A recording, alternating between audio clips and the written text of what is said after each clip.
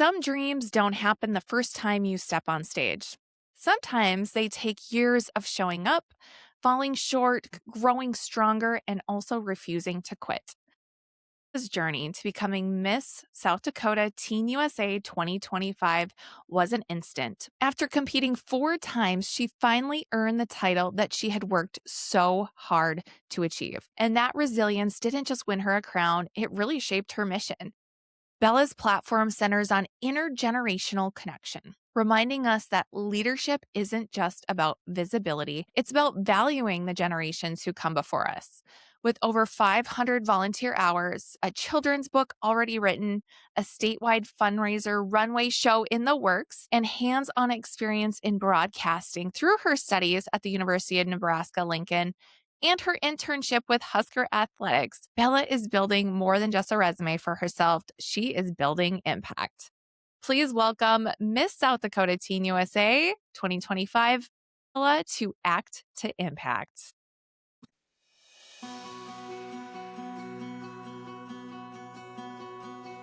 You're listening to Act to Impact with Brandy DeVries. Through heartfelt stories of resilience, hope, and community, I share my personal experience as a longtime advocate and fundraiser for the national nonprofit Children's Cancer Research Fund. Invite pediatric cancer families to tell their stories and highlight individuals who use their unique gifts to create a positive impact. Thank you so much, Brandy. I am seriously so excited to be here. Well, it's always fun, and I get excited when I have a fellow sister on because I'm part of the USA and Teen USA sisterhood as well. Not a teen. I did compete as a teen in North Dakota for several years before I was able to compete as a Miss. Finally won Miss North Dakota USA 2011 after 6 tries. So I understand and relate to your story of perseverance and really fighting and going after what you want. So serving as a state title holder in any system is such an honor and a privilege. It's filled with making memories and making an impact. And I want to hear more about both of those things today from you. So let's get started. Tell me about yourself.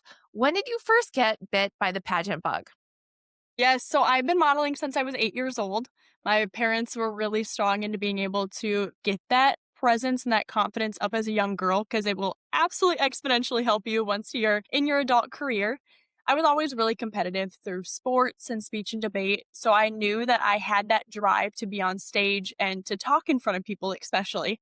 When I was a sophomore in high school, I actually moved to South Dakota from Minnesota, so I was able to kind of get this new vibe and see a whole different community. My mom's high school friend reached out to her and was like, I really want to coach her. I really think that she'd be amazing in pageants. I'd never done them, but I'd always watched them on TV. And I was like, absolutely, I would love that. So I got into it. I started the ambassador program. So I did that, went into nationals, did pretty well. It was super fun. And I was like, you know what?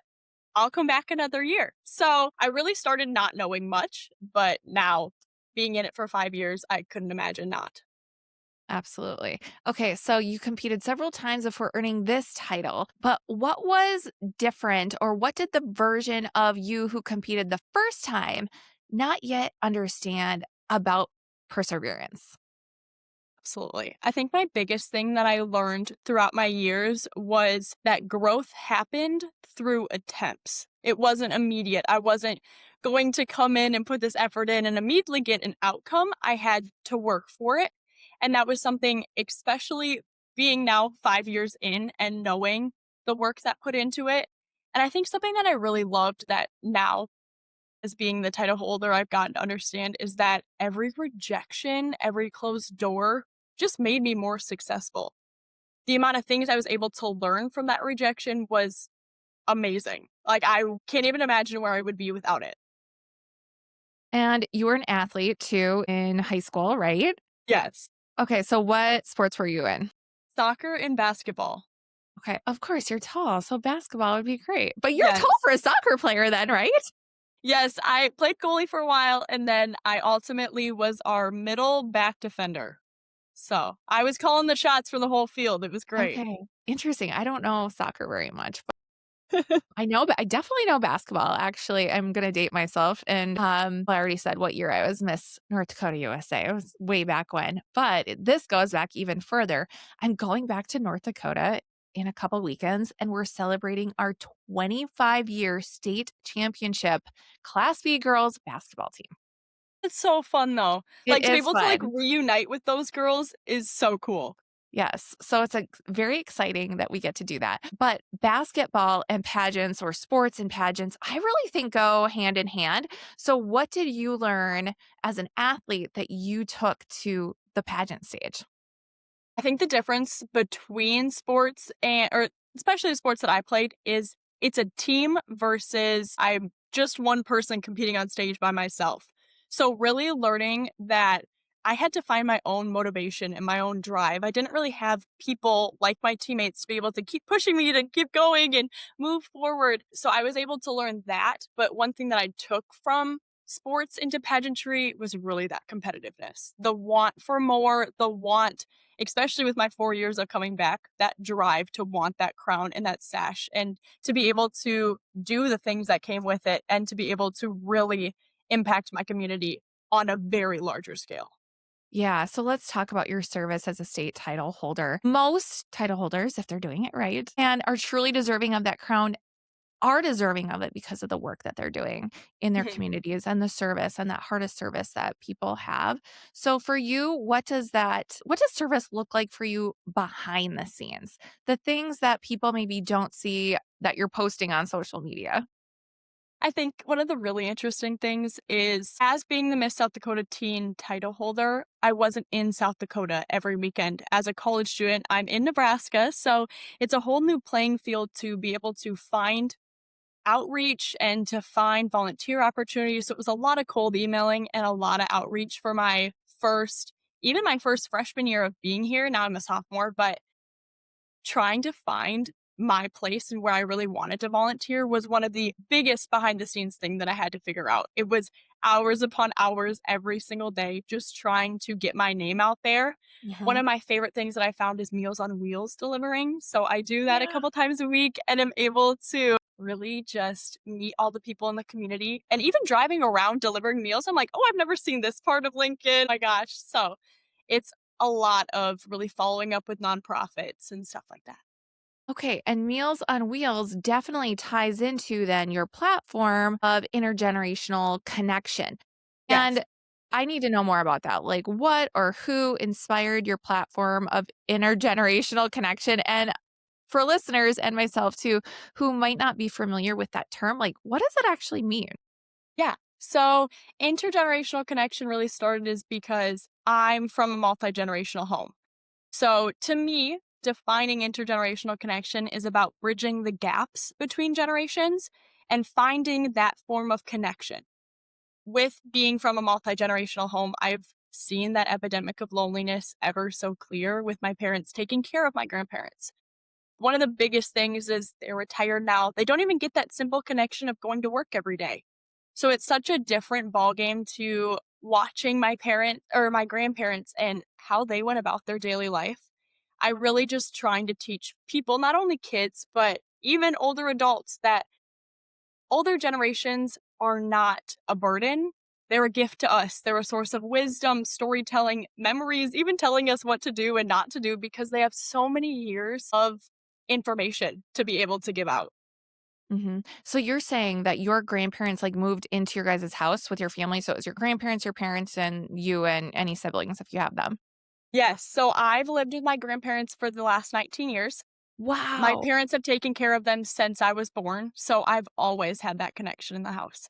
That's interesting. So, did you do anything since you had your grandparents there, Mhm. to talk about some of those, like stories and growing up and what it was like way back then? Did you document any of that? Or is there something that, like a time that you specifically remember spending with them that made you realize that you can do more with this and that not everybody has that opportunity to be so close to their grandparents or another older generation? Yeah, I think one of the major things that even inspired my book, Memories in Her Garden, is that we'd go through like picture books with my grandparents. And one of the best things about doing that is they're looking at these photos and there's a story that goes along every single one. There's a memory, there's connection that I never knew about, if that's family or their friends or even how they were as a kid like my age. So it's really important that they were able to have those because now I still have the pictures. And if I talk with my family about them, we have that recollection of the stories that they were like. And even though three of my grandparents are now gone, it is still such a connection to be able to know those things where a lot of other people my age wouldn't be able to know the information about their grandparents like I do. When you're tying back to your background and living with your grandparents and that importance of those connections, how did you specifically seek out some of those organizations then, like with Meals on Wheels, or what other organizations like that are out there to connect with that older generation and help with that loneliness and type of thing that you were talking about? Yeah. So Meals on Wheels is a great one. It's in almost every community around the US. It is so in need of volunteers because even I think in Lincoln, there's over 200 plus people that every single day need a meal delivered to them. And I really started that because my grandpa actually gets Meals on Wheels. So Mhm. we started that not for the food aspect, but the aspect that it's just another smile in his day and another conversation and connection that he gets excited to see these people coming to the door at 11 p.m. or 11 a.m. sharp. And it's something that he can look forward to where before maybe he didn't really have that connection. Mhm. Another great organization that I love is Letters for Our Elders.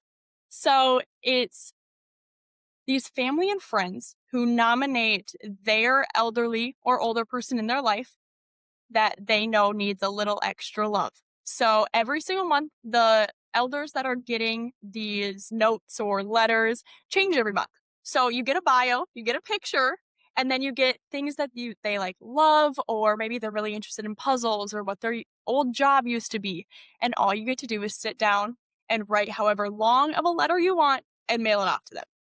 And then they get that nostalgia aspect of like getting handwritten notes, even though it's something someone they may not know, it's something they get to read, look forward to, or even think about, something extra that they can tell someone on a call.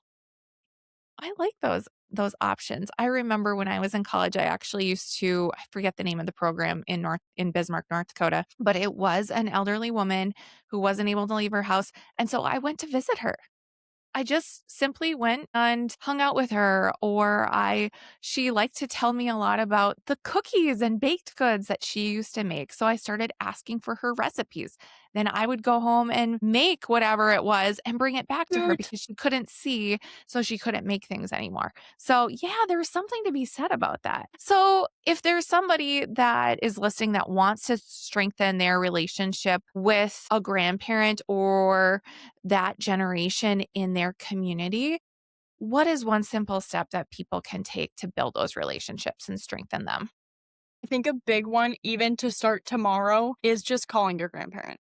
Like, that is such a huge step. And if you can visit them, those 5 minutes, even a call can do, is going to brighten their day exponentially. I can't even explain the smile that it puts in my face to be able to call my grandpa every day. And I personally, I need a planner. So I schedule it out every single day, what time that I'm going to call him, because it not only makes his day, but it makes mine as well. And another one is finding those senior centers in your area. They're always taking, as you said, caregivers. They just want people to sit with them. I have a nursing home in Sioux Falls, actually, that I go and we just play board games. Every single time when I show up, they know it's board game hour, and I go grab all the ones that usually play. And it's so nice to be able to not only tell stories, but get their mind off of maybe just sitting in their room or the bad things that are happening in the day. Is there any stats that you have come across that has shown like improvement in quality of life and not only a senior citizen, but also the impact that it has on a young person's life, like yourself, with having close intergenerational relationships? I think one of the biggest stats that I really try to hone in on with intergenerational connection is that epidemic of loneliness because one in four elderly or older generation people are affected by it. So if you just think of that, like even the easy thing of taking that call or going to visit someone is going to help their day because as we know, one in four is quite a large group of people, especially when looking at how many people are in nursing homes. So you've logged over 500 volunteer hours. What systems or habits have helped you stay consistent and to make time for volunteering when life is busy?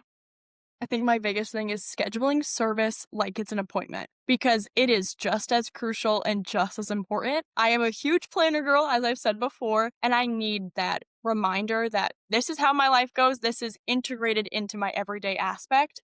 And especially when life gets busy, remembering your why. Every single time I'm like, oh my gosh, like I have to run to this service activity. I'm like, this is for my grandparents. This is for the amount of times that I've seen them be affected by that epidemic of loneliness and how much I know they wish to either have their significant other who's now gone or even those friends that they don't get to see anymore.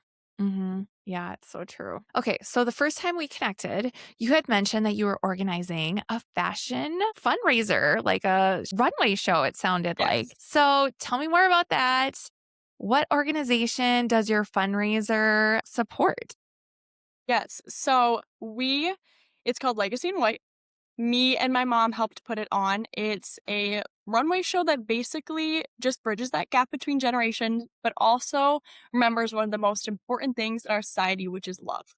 So we were able to partner with local bridal stores, nursing homes, and also family members and also members in the nursing homes who donated their bridal dresses. We had ones from 1902.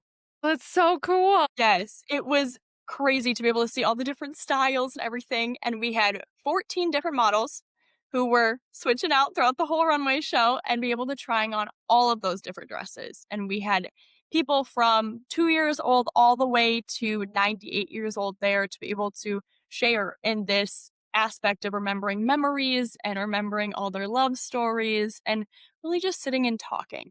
I was Uh-huh. able to more so in the fundraiser aspect of bringing connection together. We were able to honor Active Generations, which is a company out of Sioux Falls that runs our Meals on Wheels, but then also be able to host at a nursing home in Sioux Falls. So it really brought all these different organizations together into one big event. Oh, that's so cool. How many people attended? We had almost 200. Wow, that Yes. is so great. Are you planning to do it again? I really want to. My big thing, I remember when I was about to compete for Miss South Dakota, I was meeting with my interview coach and he was like, what do you want to do with this? What I get you want to do it this year. What are we doing with it though?" And I was like, "I want it to be an annual thing. I really do. I want this to be something that people in Sioux Falls can look forward to every year and especially the people in those nursing homes." How can somebody in a nursing home or with another Meals on Wheels program take this event and the model that you've probably put in place? It sounds like you're very organized, so I have a feeling there's a process it sounds like you probably have put in place. Is there a way that you can hand this off to somebody who wants to do this in their community? One of my biggest things is start small and don't worry about perfection. Again, it was my first time. I will say, like, nothing was perfect. Me and my mom were scrambling. We were like, oh my gosh, I didn't even think about this. And it's one of those things that you just have to start. That's the biggest thing with volunteering, especially, is you don't need permission to serve. You just need to do. And so with this, you don't have to spend money to even do it. You can rent out community spaces for cheap. For the nursing home, we didn't pay anything. They just offered to hold it there. Partnering with maybe local brides that you know, or even bridal shops is super easy. All you have to do is ask. Maybe you'll get some rejections, but that's okay. There's tons around in your community to be able to ask and talk to people about. That's cool. I like this. We kind of did something like that when I was in high school, where we had people bring like old prom dresses and their grandma's like wedding gowns and did like a fashion show at our school. And so I love this idea. And thank you for like bringing this memory up because I don't think I had thought about that for so long, but it is people love to see too, Mhm. like progression of like bridal gowns and that type of thing over the years. And if it's bringing back memories for me and I wasn't even there, I can't imagine what it did for the people were in that were in that room. Absolutely. There was so much conversation flowing. It was so fun. Oh, that's so cool. Okay, so let's talk about your children's book. Give me the name of it again and the inspiration behind it. Memories in Her Garden is what it's called. And the inspiration was from my grandma's. One of my favorite things that my grandmothers loved to do was garden. The amount of times that we would sit and make bouquets or even like dig the dirty mud in the backyard. We would talk about all these memories of maybe when my grandmothers first learned how to garden from their mothers and so on. And it was almost like when we looked through pictures at one time, there were so many stories that went along with each flower and each activity that we were doing that brought this book to life. And it really tries to focus on that every flower, at least in the book, has a story. And so I really try to teach kids that older generations are not a burden, but a gift. They are somebody with tons of wisdom and storytelling and memories to be able to learn from. And like, even when I went home from school, I was going home to another set of teachers in basically another classroom because my grandparents had so much knowledge to be able to share with me. When you wrote the book, did you have like a specific child in mind that you were like writing it for? The kids that don't understand aging. I feel like a lot of my friends growing up didn't really understand like grandparents or like, oh, yeah, they're just old. I don't know. Like when I, on a different level, understood exactly everything. I understood that epidemic of loneliness from the age of 6 because I was getting to see it firsthand when a lot of other people aren't really understanding and they just think they're an inconvenience. Which to me, it was the greatest gift to be able to have them every day in my daily life. Where can people find your book? It is actually on Amazon. Did you self publish it? Yes. What did you learn about writing a book? I'm not a good drawer. I am the author and the illustrator. That was definitely a little road bump in the map. Not artistic. I knew that before. And I still was like, you know what? It's a challenge. Hmm. Yeah. Challenge I might not take again. But otherwise, I love writing. It was super fun to be able to remember my own memories as a kid and actually put them into the book to be able to teach other people. And you're using your skills as an aspiring journalist, right? Yep. Yes. So to put that into the book and use that and as a stepping stone for probably bigger and better things. Absolutely. Do you think you have another book in the works? I do actually. It's high functioning femininity is kind of the basis of it. It's not a children's book. It's like Okay. a young adult, kind of along the range of a self-help book, but a little more on like my own story and how other people can use it. So, yeah. Great. More to come then on that Yes, I'm excited. too. Okay, so for someone listening who feels that they're not ready or they're not qualified to make a difference, what would you want to say to them? No one's ever ready. Like, I even now, I feel like there's so many other things I could do, but it's that growth. It's the attempts that are building the growth. Really, you just need to try because that's what will kickstart everything. It will open every door. And if you feel called to do something, you just got to do it. I agree. Well, Bella, thank you so much for using your voice and sharing more about your platform with me and taking the time to make a difference. And I can't wait for that second book and to learn more about that. But you really are like a wonderful example that it's never too young to lead and just start and take action and also care and be kind to our older generations too. Absolutely. Thank you so much for having me today, Brandy. You've been listening to Act to Impact with Brandy DeVries. If this show ignited your fire and inspired you to take action to make an impact, please share this episode with a friend, leave a 5-star review, or write a review to let others know how the show impacted you. I can't wait to see the action you are taking to make an impact, and I'd love for you to share that with our community. Go ahead and tag me on social media as you are out making an impact in the world. Do you have a story to share and want to be a guest on Act to Impact? I'd love to connect